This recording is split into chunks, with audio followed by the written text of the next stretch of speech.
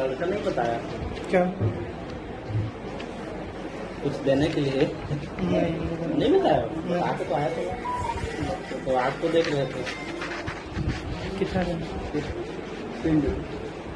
3,000 बताया था उसने। सर मैं पेमेंट लेके आया नहीं, आपको बोले थे लगेगा नहीं। कौन बोला? जी कौन बोला लगेगा? आप तो बोले ना सर। 7,000 खर्चा जाएगा। अच्छा अलग से लगेगा नहीं बोले थे, सिर्फ दवाई का ही कुछ लगेगा। अभी तो उसमें पूरा खर्चा तो ही जाता है।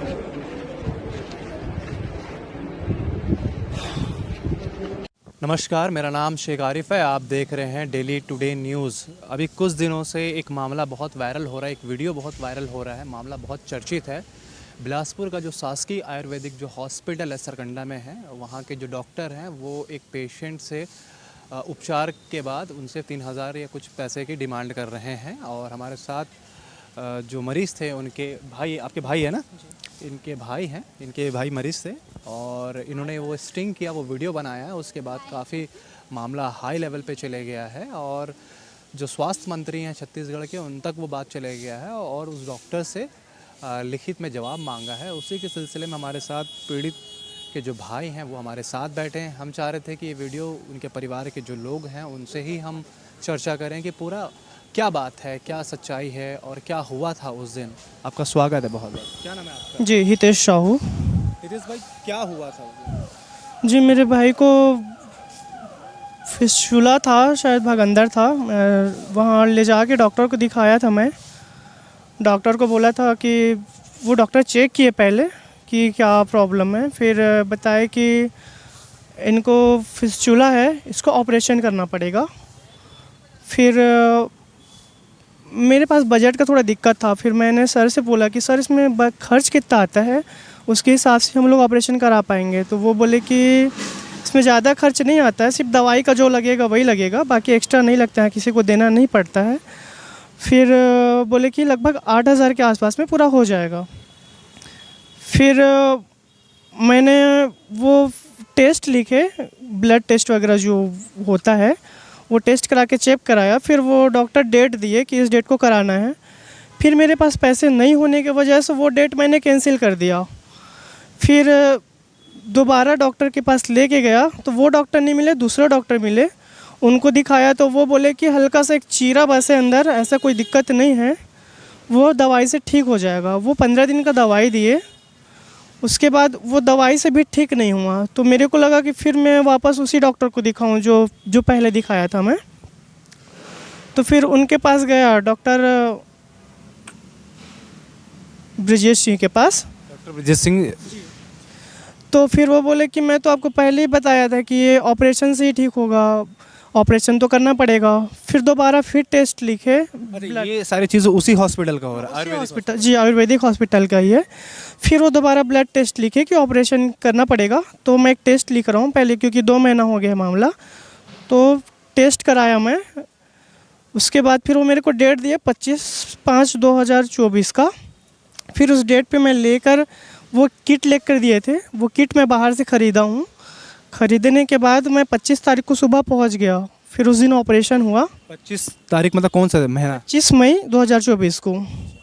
उसके बाद ऑपरेशन हुआ। फिर 27 तारीख को डिस्चार्ज होना था उनका।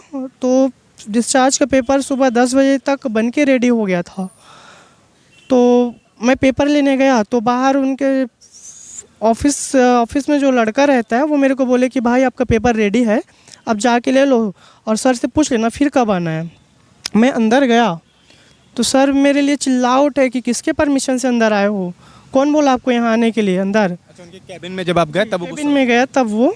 फिर वो मेरे को बोले किसके परमिशन से आए हो, किस चीज़ के लिए आया? मैं बताया कि सर मेरे भाई का डिस्चार्ज होना है आज, तो मैं सिर्फ पेपर लेने आया हूँ। तो कौन भेजा आपको?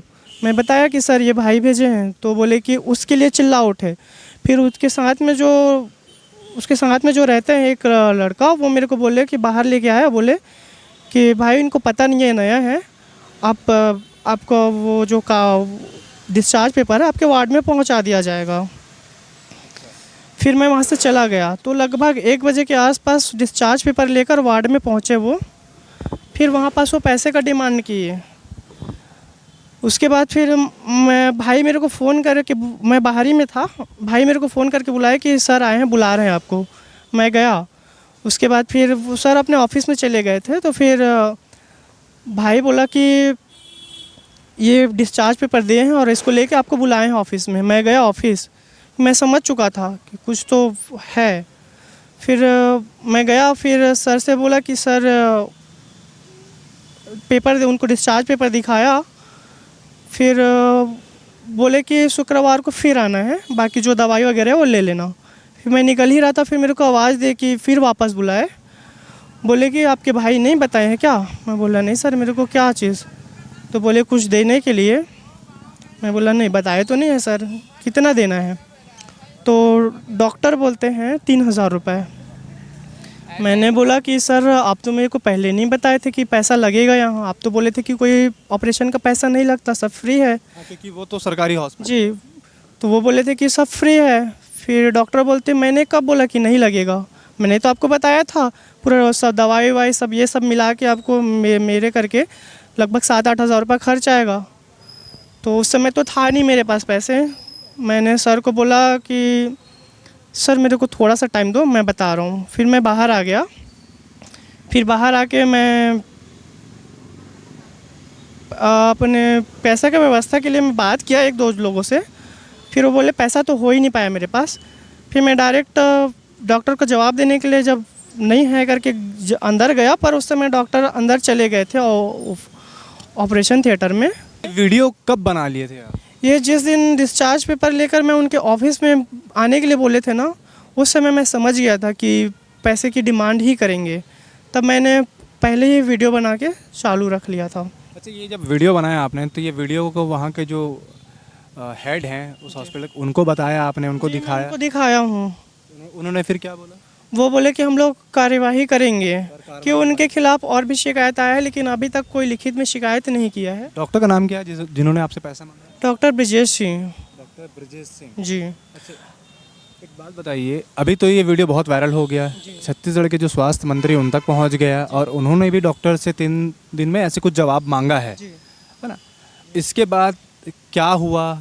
आपसे कई लोगों ने कांटेक्ट भी किया होगा, तो वो बारे में बताइए। जी, मेरे को मेरे शॉप में आके मैं तो मिला नहीं उनको, पर मेरे साथ जो अंकल रहते हैं, मैं जिनके शॉप में काम करता हूँ, उनको आके ये बोला गया है कि वो अपना केस वापस ले ले, नहीं तो फिर तिफरा में रहता है ना, तो फिर हम लोग कुछ भी हो जाएगा, फिर वो आप जिम्मेदार वो खुद रहेगा। मेरे को धमकी दिलवाया? हाँ, मेरे को धमकी मिल रहा है। तो अभी क्या सोचे, आपको धमकी मिल रहा है तो कहीं ना कहीं थोड़ा बहुत खतरा है, थोड़ा बहुत क्या खतरा ही है? खतरा तो है, तो कुछ भी हो सकता है। देखो मैं शॉप में काम करता हूँ, मेरे को दुकान के काम से मेरे को बाहर भी निकलना पड़ता है, इस बीच रास्ते में एक्सीडेंट भी हो सकता है, कुछ भी हो सकता है मेरे ऊपर। तो आप सोचे नहीं कि आपके ऊपर अगर ऐसा दबाव बनाया जा रहा है, धमकी दिया जा रहा है किसी के माध्यम से, किसी और के माध्यम से, तो आपको कहीं ना कहीं पुलिस की मदद लेनी चाहिए इस पर? जी, लेनी तो चाहिए, पर अभी तक मैं कंप्लेन तो नहीं किया हूँ।